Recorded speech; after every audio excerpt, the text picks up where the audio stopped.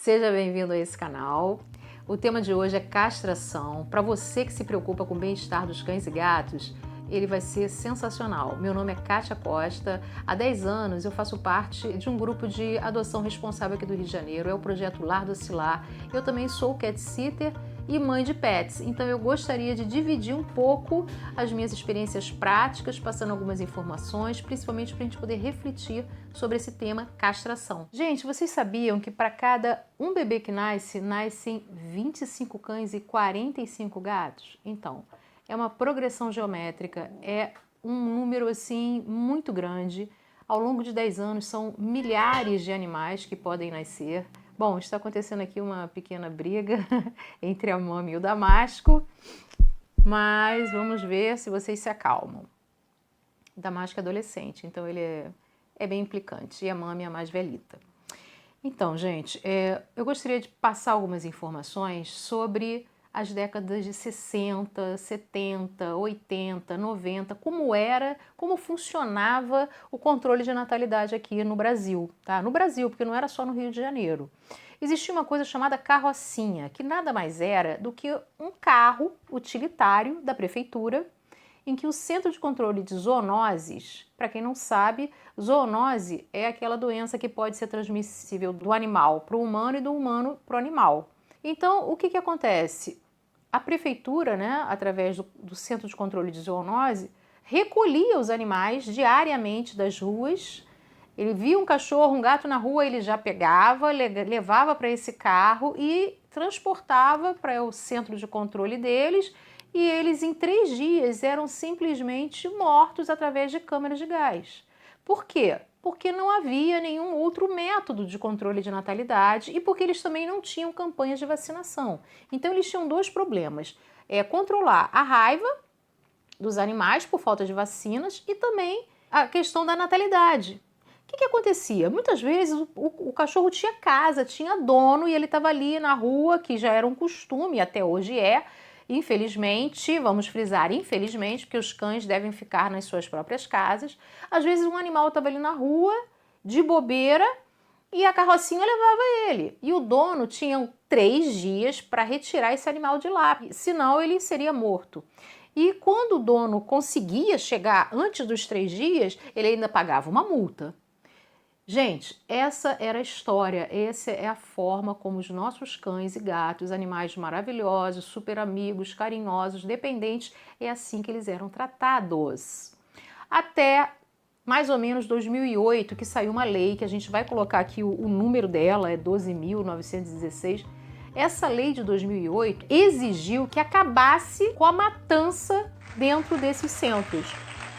Saiu essa lei federal em que não podia mais abater os animais. Hoje, o Centro de Controle de Zoonose tem uma outra filosofia, ele busca o bem-estar animal, os animais que são resgatados para lá são através de maus tratos, então já é uma outra filosofia. E aí começou a haver as campanhas de vacinação de raiva, castração, e muitos veterinários passaram a entender, né, a necessidade da castração como meio de preservar os animais e evitar essa progressão geométrica, porque não há casas para todos eles que nascem, não há como acolher todos eles, então o único método seria realmente a castração. Daí, em 2017, saiu uma lei federal também, que eu vou deixar o número, em que passou a obrigar a todos os estados e municípios a fornecerem castração gratuita para a população, principalmente a de baixa renda. Então isso mudou totalmente a história, né? A possibilidade de vida, de bem-estar desses animais. E é sobre isso que eu quero falar com vocês hoje, sobre a castração. Hoje existe um slogan que fala que a castração é um ato de amor. Gente, é um ato de amor realmente, porque é muito mais do que a questão da reprodução, além de evitar esse número imenso de procriação descontrolada, evitando que o governo tome uma atitude radical, existe também a questão da saúde do animal. E eu tenho aqui vários, até anotei, porque são muitos, eu não quero deixar de falar de nenhum, sobre as vantagens da castração na vida desses animais, tá? Tanto dos cães quanto dos gatos. Primeiro de tudo, prolonga a vida deles, tá? Prolonga em quase que 90%. Evita também, diminui em muito, eu acho que em 95%, o índice de câncer de mama, tanto nos machos quanto nas fêmeas, seja cão ou gato, tá? Previne também tumores de todas as ordens, tumores de útero, evita também câncer de próstata. E o principal, evita as fugas, porque o cão, né, e o gato, macho, eles estão ali à mercê dos seus instintos. Então, quando ele sente o cheiro de uma fêmea de muito longe, ele foge do ambiente. E também quando a fêmea está no cio, ela também vai à procura do macho. Então, eles castrados, isso é evitado. Existe também uma melhora em doenças no trato urinário, né? O animal castrado ele vai ter muito menos tendência a ter problemas no trato urinário. Uma coisa também desagradável para quem tem um cachorro em casa ou mesmo um gato é a marcação de território, tá? Eles começam a marcar território dentro de casa, a urina tem um cheiro muito mais forte do que depois de castrado. Então são outros benefícios aí que precisam ser pensados. Outra coisa também, gente, que tem que se analisar. Quando um cachorro vai para a rua em busca de uma fêmea, ou uma gata e um gato, ele também vai pegar outras doenças que ele vai se deparar com o animal que ele encontrou para copular. Então, por exemplo, se um cachorro tem carrapato, tem sarna, tem pulga, tem uma doença venérea, ali na hora que eles forem cruzar, aquela fêmea vai pegar, ou se a fêmea tem, vai passar para o macho. Os gatos, a mesmíssima coisa. Então é muito complicado o controle de pragas quando você tem um animal que não está castrado. Então daí a importância da castração. São muitas as vantagens. Agora, eu gostaria de falar sobre os mitos, porque existe uma questão assim muito forte com relação a... Primeiro, tem pessoas que acham que meu animal vai sofrer. Ele vai sentir dor, coitadinho dele, ele não tem coragem de fazer essa castração, coitadinha da minha gatinha, coitadinho do meu gatinho. Eles acham que a castração é uma coisa que vai tirar toda a alegria de vida do cachorro macho ou do gato macho. Gente, isso não é verdade, tá? Primeiro que o cão e o gato, eles não se reproduzem por prazer.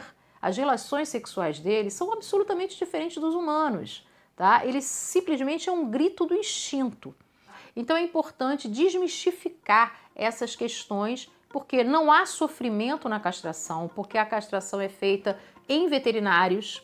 Esses veterinários estão super preparados, com anestesias, é um centro cirúrgico, é cercado de todos os cuidados. Eu vou falar aqui também sobre a preparação para a castração, porque existe o pré-operatório e o pós-operatório, né? Ele é preparado, tem jejum, fica em jejum de 12 horas de água e comida. O dia que vai para a castração, provavelmente ele já passou por uma consulta, já se pesou, já viu o estado clínico. Muitos veterinários podem fazer exame de sangue. Então, assim, gente, são vários os mitos. Outro mito também muito recorrente é a questão de que o cachorro de guarda vai deixar de ser agressivo, vai deixar de ser um cão de guarda porque ele foi castrado. Isso também não é verdade. O cachorro, ele simplesmente não vai ficar desatento à função dele ali, como ele já é normalmente um vigia, né? Às vezes você tem uma poodlezinha, um cachorro vira-lata pequenininho dentro de casa, tocou a campainha e ele pum, dá sinal.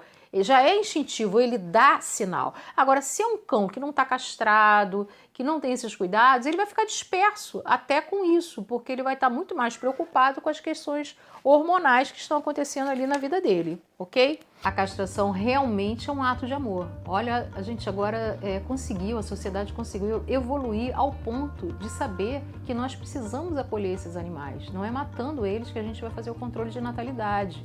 É importante que as pessoas saibam disso e que também se movam nessa direção. O animal ele não tem como ser castrado sozinho. Alguém tem que fazer esse movimento de procurar tanto um veterinário, quem tem condições financeiras que ele vai procurar um veterinário particular, e mesmo os veterinários particulares geralmente tem uma data do mês em que ele faz uma castração mais barata para poder atender o pessoal que está de baixa renda, que está precisando também castrar o seu animalzinho. A castração é uma cirurgia relativamente simples, toda cirurgia tem riscos, é feita com anestesia geral.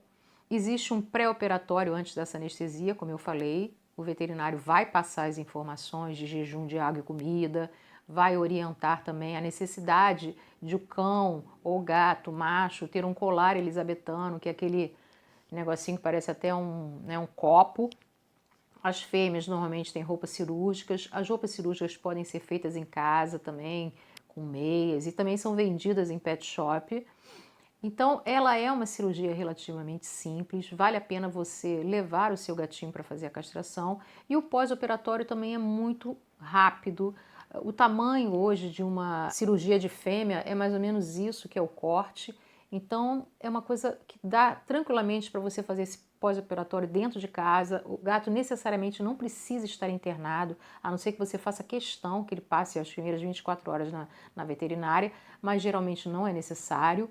Os mutirões da prefeitura, aqui no Rio de Janeiro nós temos vários centros de castração gratuita da Secretaria de Bem-Estar Animal. Eram 10 centros, hoje só estão funcionando 3. Nesse momento de quarentena eu acho que não estão funcionando a castração, não sei exatamente como está, mas é absolutamente necessário que você se informe sobre isso, e se o seu animal já está chegando aos 6 meses, não espere ter o primeiro cio, nunca tem a primeira cria. Isso também é um outro mito que precisa ser esclarecido. Os animais eles têm que ser castrados antes do primeiro cio. Quando eles são castrados antes do primeiro cio, a chance deles terem um câncer de mama é reduzido quase que em, 99%. Gente, o assunto castração não termina aqui hoje, né? Nós vamos trazer uma veterinária para podermos responder as questões de vocês. Nós temos algumas dúvidas, algumas perguntas que sempre surgem, principalmente nos nossos eventos, as pessoas vivem questionando alguma coisa, e eu vou trazer uma veterinária para vocês poderem também conversar com ela e responder algumas questões. Eu espero que essas informações tenham sido úteis e que vocês possam levá-las a pessoas que não têm acesso. Às vezes é uma pessoa da sua rua, uma senhora que cuida de animais, que precisa de uma ajuda para castração. Então é isso aí, gente. Conto com vocês que essa informação possa ser disseminada, ok? É isso. Bom dia para todos. Obrigada por ter me ouvido.